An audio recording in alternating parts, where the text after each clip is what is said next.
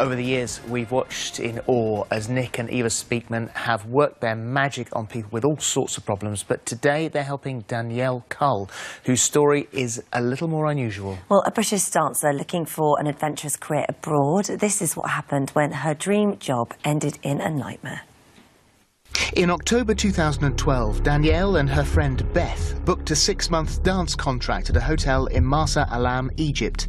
Soon after arriving in the country, it became obvious that the job was nothing like the one that was advertised. The manager persisted to try it on with me effectively, and tried to kiss me and tried to get me into his room, into bed. I became quite hysterical, and I think that's when I had my first panic attack. He said that he'd be back for me that evening. I thought I was going to be sexually assaulted the first night. We got a hysterical call. To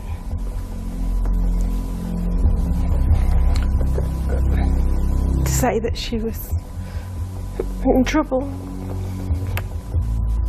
And we didn't really know what to do. Given the gravity of the situation, Danielle's mother got in touch with the British Embassy to try to get the girls home. They called me and said that, you know, our nightmare would be over soon. And within minutes, this manager came storming into our room demanding to know who had been on the phone to the British consulate.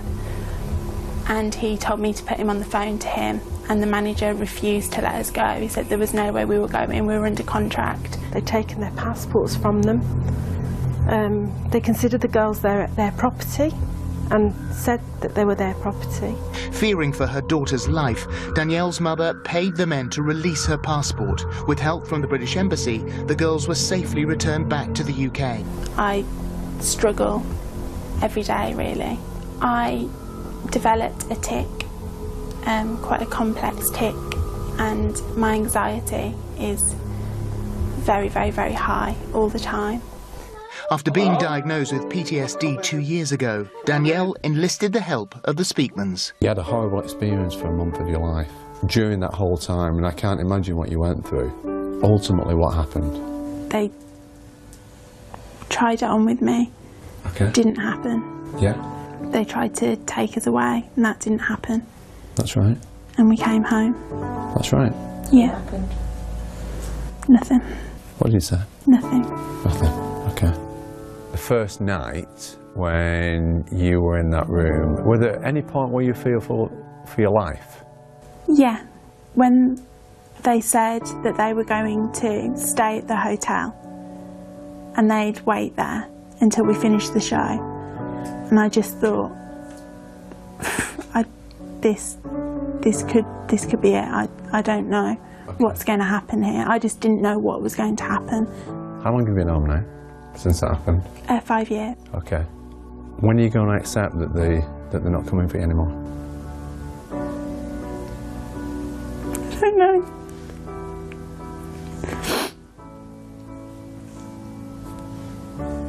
Do you know what, Danielle? Today would be a good day. Since this happened, how many times have they knocked at your door? They haven't. Why? Because they're not after me, I suppose. It was never about you. You were just another girl? Yeah. If it had been about you, they would have come to your home, picked you up, taken you there, Yeah. and they would have done whatever they wanted to do. Were you sexually assaulted? Well, no. He tried to kiss me. I didn't let that happen. Nothing went any further. He asked me to sleep in the same bed that night. I said no. He asked me to shower with him. I said no. Why do you think that he never came back that night? It'd be one of two things. I was hysterical. I was crying, and I said I didn't feel well. And I think I scared him a little bit. If he'd have wanted to rape you, would have been bothered that you were tired and that you didn't feel well? No. Not at all.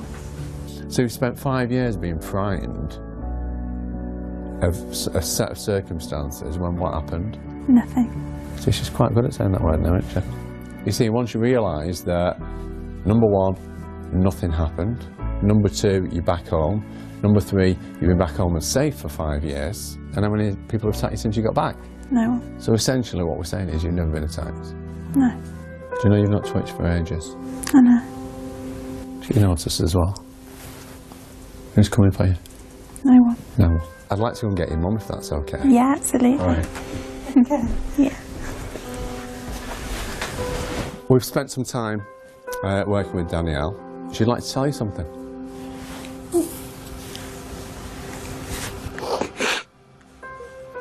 So much better. She's not twitched or jerked for ages. Thank you so much. You're our last hope.